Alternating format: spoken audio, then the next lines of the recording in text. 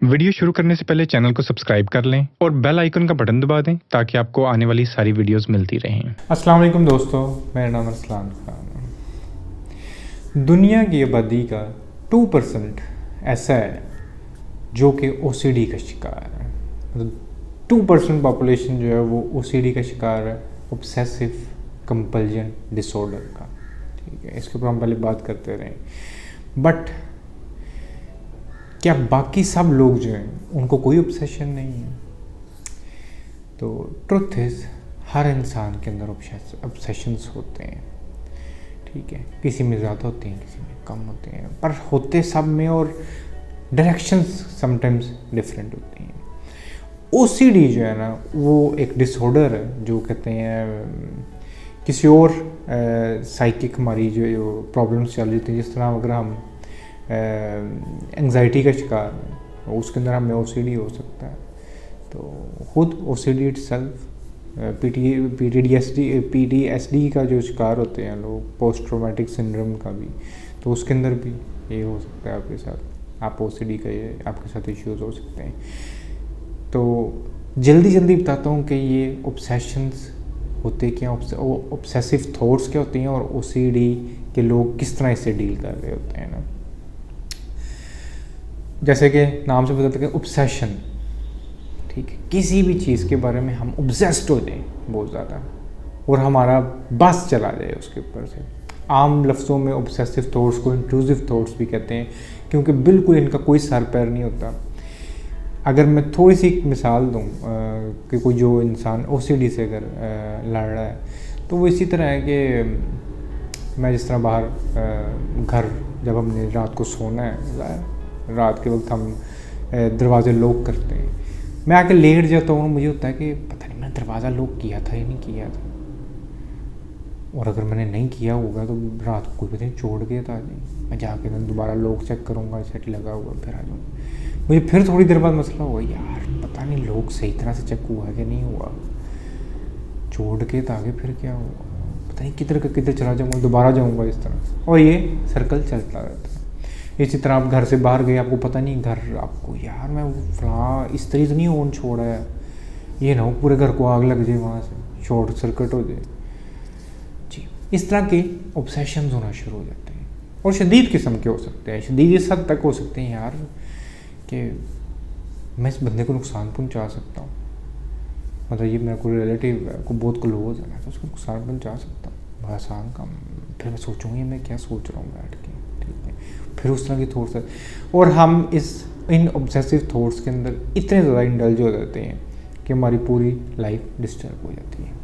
ये तो ठीक है ऑब्सेसिव, और ये बेतहाशा किस्म की हो सकती हैं। ये मैं कोई चंद जो है ना वो बता रहा हूँ, किसी भी किस्म की हो सकती हैं ऑब्सेसिव थॉट्स। कोई भी ऐसी थॉट्स जो जिनके साथ आप फाइट कर रहे हो और आप वो को ऑब्सेस्ड, जिस तरह कई लोग मेरे से क्वेश्चन करते हैं कि इस्लाम भाई हमसे ना बैठा नहीं जा रहा होता, हम कुछ ना कुछ मतलब हमें एक अर्ज लगी रहती है, पता नहीं क्यों, किस चीज़ की बेस को नहीं, क्योंकि हम ऑब्सेस्ड होते हैं। ठीक है, कुछ लोगों को मतलब हर वक्त ही ना मतलब किसी चीज़ को पकड़ना, कई लोग हैं जिनको हाथ हर वक्त कहीं पे कुछ ना कुछ करते रहते हैं, छोटे छोटे ऑब्सेशंस होते हैं। इसी तरह ज़्यादा बड़े भी हो जाते हैं। इस तरह वो ना उनके अंदर एक बेसुकूनी सी रहती है, उनको एक फुलफिलमेंट, एक सुकून मिल नहीं रहा होता कि they keep on doing things. ठीक है, उसके पीछे बहुत सारी वजूहत हो सकती हैं। अब जो भी लोग किसी भी किस्म की ऑब्सेसिव थॉट्स के शिकार हैं या ओसीडी का शिकार हैं, उनको क्या करना चाहिए? सबसे पहले मैं सिर्फ 4 वेज जो मैं समझता हूँ कि दे कैन डू वंडर्स, बहुत हेल्पफुल है, और उनकी बेस है बाकायदा पीछे जिसके ऊपर बड़ा वर्क हुआ है। सबसे पहली चीज़ तो ये है, उनको रिस्पॉन्ड करना हमने बंद करना होता है। कहना शायद बड़ा आसान है कि रिस्पॉन्ड करना बंद करना होता है, मतलब हमने रिप्लाई नहीं करना उनको, हम लड़ने लग जाते हैं, यार मैं नहीं करूँगा, वैसे नहीं, आप लड़ नहीं सकते खुद के साथ, मैं बड़ी दफ़ा कह चुका हूँ। तो ठीक है बट है तो है, रहें वहाँ पे, थोड़ा सा आ रही हैं, रहने दो आप। इसकी बहुत खूबसूरत एग्जांपल है। अगर आप लोगों में से किसी ने, एक मूवी है उसका नाम है द ब्यूटीफुल माइंड। एक मैथमेटिशियन थे, ट्रू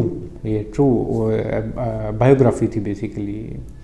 एक नोबेल प्राइज़ विनिंग जो मैथमेटिशियंस थे, उनका नाम शायद था जॉन कैश। तो उनके ऊपर ये बनी थी और वो शिज़ोफ्रेनिया के शिकार थे। उनको उनके इर्द गिर्द लगता था कि एजेंट है कोई CIA के फिर रहे, कोई बच्ची है, एक औरत है, वो इस तरह के लोग ना उनके इर्द गिर्द उनको नज़र आते थे बाकायदा। और उनकी ज़िंदगी उनके इर्द गिर्द ही, वो ज़ाहिर है एक शदीद ज़हनी दबाव का शिकार था। वो पढ़ नहीं थे पाए, कुछ नहीं थे कर पा रहे होते, तो स्कूल नहीं से जा पाते होते। तो उस बंदे ने क्या किया, उसने कहा यार चलो सब कुछ चल ही रहा है, मैं लाइब्रेरी जाके बैठ जाता हूँ। पढ़ने का शौक़ था, वो बैठ के मैथ्स की बुक पढ़ते रहते थे। वो सब कुछ उनके इर्द गिर्द हो रहा था। मैं रिसेंटली उनका एक आर्टिकल पढ़ रहा था, तो उन्होंने लिखा था कि कहते हैं भाई पूरी ज़िंदगी शिज़ोफ्रेनिया रहा है और मैंने कोई दवाई कभी नहीं खाई और आज बिल्कुल ठीक हूँ। किया उन्होंने क्या, ठीक है सामने खड़े हैं, बच्ची खड़ी है, वो एजेंट खड़ा है, वो सब लोग खड़े होते हैं। जो इवन वो जिस वक्त उन्होंने नोबेल प्राइज़ जीता था, वो उस टाइम भी वो कहते हैं वो सामने इतना सब कुछ खड़ा था और वो उसको देख के हंसे और वो चले गए। खड़े हैं तो खड़े रहो। रिप्लाई करना छोड़ दिए। जब वो उसके साथ इंडल्ज होते थे कि मैं बच्ची को इस तरह करना, वो एक पूरी फिल्म के अंदर चले जाते होते थे, पूरे सर्कल के अंदर चले जाते थे। पीछे आइए, एक स्टेप बैक, ठीक है ठीक। हाँ प्रॉब्लम होती थी। प्रॉब्लम वो जिस टाइम उनके पास वो प्रोफेसर कोई आया जिनके साथ वो उन्होंने बात की लाइब्रेरी में पहली दफ़ा, जैसे उनको उनकी ग्रूमिंग शुरू हुई थी आगे, तो उनको यकीन नहीं था आया कि वाकई कोई बंदा मेरे साथ बात कर रहा है। उन्होंने साइड से 2-4 लोग बुलाए जो लाइब्रेरी में। उन्होंने कहा कि यार ये बंदा मुझे नज़र आ रहा है, आप लोगों को नज़र आ रहा है? उन्होंने कहा जी हमें नज़र आ रहा है। तो फिर उनको यकीन हुआ, अच्छा इसका मतलब ये रियल ह्यूमन बीइंग है, कोई और करैक्टर नहीं आ गया मेरे जहन में। वो देखो क्या कमाल उस बंदे ने किया। और सिर्फ किया क्या, इंडल्ज होना बंद कर दिया, रिप्लाई करना बंद कर दिया। जो थॉट्स आ रही हैं उनको आंसर करना ही बंद कर दिया। रिप्लाई जो सामने, इवन कि जो आप हेलुसिनेट कर रहे हो, चीज़ें सामने नज़र आ रही हैं, उनको भी हट कर रहे हैं तो हैं, बस ठीक है खड़ी रहें, जो चला रही है चलता रहे। हमारा सबसे बड़ा मसला ये होता है, हम उनके साथ फाइट करना शुरू कर देते हैं अपने थॉट्स के साथ। या हमारी जो ईगो है ना, मैंने बड़े लोग देखे हैं जो इतनी शदीद मेंटल डिसऑर्डर्स के शिकार हैं, पर उनके साथ इतना अजीब ईगोइस्टिक मसला है कि वो कहते हैं कि और नहीं, डॉक्टर के पास जाने की ज़रूरत नहीं है, मैं खुद ही ठीक हो जाऊँगा, या मुझे कुछ है ही नहीं है, हमें आप लोग पागल हो, आप लोगों को क्या पता हो। हमें तो पता है कि they have issues, they need psychiatric help. तो एक्सेप्टेंस, और उसके बाद जब आपके साथ ये सब कुछ हो सामने, आपको पता है कि वो एक डिसऑर्डर है आपका, मान लिया डिसऑर्डर, अब आपको आप मान ही नहीं रहे डिसऑर्डर, तो आप लड़ते जाओगे। डिसऑर्डर है आपके साथ, मसला है, मान लिया ना, हम रिप्लाई नहीं करते। ये तो था पहला बेसिक स्टेप, ठीक है। दूसरा और तीसरा स्टेप जो है ना, वो मैं जल्दी क्योंकि वीडियो में लग रहा है बड़ी लंबी होती जा रही है, वो मैं छोटी सी एग्जांपल से बताऊंगा। या माँ बन जाओ या छोटे बच्चे बन जाओ। इन OCD मेरा कहते हैं मशवरा ये होगा कि आप माँ भी बन जाओ और बच्चे भी। मुराद ये है, बच्चा जो होता है वो बड़ा क्रिएटिव होता है, वो हर वक्त कुछ करता रहता है, वो कभी फारग नहीं। आपने किसी बच्चे को कभी फारग बैठे नहीं देखा होगा। हम होते हैं फारग बैठे बोर करेंगे, वासियाँ ले रहे हैं, बच्चा कुछ ना कुछ करता रहेगा, किसी चीज़ को छेड़ता रहेगा, कुछ ना कुछ क्रिएटिव करता रहेगा, ठीक है। वो कोई चीज़ पकड़ा दो, वो कोई ना कोई पंगे लेते रहेंगे उसके साथ। सो दूसरी मेन चीज़ है, एक बच्चे की तरह माइंडफुल हो जाओ, क्रिएटिव हो जाओ, कोई ना कोई एक्टिविटी शुरू कर दो, बाहर जाओ, गार्डनिंग शुरू कर दो, कहते हैं कोई पेंटिंग शुरू कर दो, कुछ करना शुरू कर दो आप। या मैं अगेन पहले भी बोलता हूँ, वीडियोस बनाना शुरू कर दो। मेरा भी हो सकता है ये ऑब्सेशन हो जो मैं हर वक्त वीडियो बनाता रहता हूँ, ये अच्छा लगता है, तो हो सकता है ऐसा कोई ऑब्सेशन शुरू कर लो। निकलना ही है ना, एक ऑब्सेशन से निकल के दूसरे ऑब्सेशन को शुरू करो, ठीक है। तो मुझे अच्छा लगता है बात करना आप लोगों के साथ, मैं बात करता हूँ और मैं वीडियोस बनाता हूँ। मुझे जब भी मौका मिलता है मैं बैठ जाता हूँ और बैठ के कोई ना कोई वीडियो को कोई बात वो आपके साथ शेयर करता रहता हूँ। तो कुछ भी क्रिएटिव, कुछ लिखना शुरू कर दिया लाजमी, और किसी फ़ायदे के लिए नहीं, आप माइंडफुल हो, यही सबसे बड़ा फ़ायदा है। आप उसमें जो है वो खुद ब खुद एक रिलीफ फील करना शुरू करोगे, पीस फील करना शुरू करोगे। और थर्ड चीज़ है, या माँ की तरह केयरिंग बन जाओ। एक माँ जो हर वक्त अपने बच्चे का, छोटे से बच्चे बहुत केयर मांगते हैं। मैंने बड़े लोग देखे हैं, बड़ी औरतें देखी हैं, ट्रस्ट मी, जो बड़ी कहते हैं डिसऑर्डर्स के अंदर होती थी, बड़े डिप्रेशंस के अंदर होती थी, पर जैसे उनका कोई बेबी होता है ना, जो स्पेशली उनके जो फर्स्ट 2 साल होते हैं ना, उनके डिसऑर्डर्स गायब ही रहते हैं।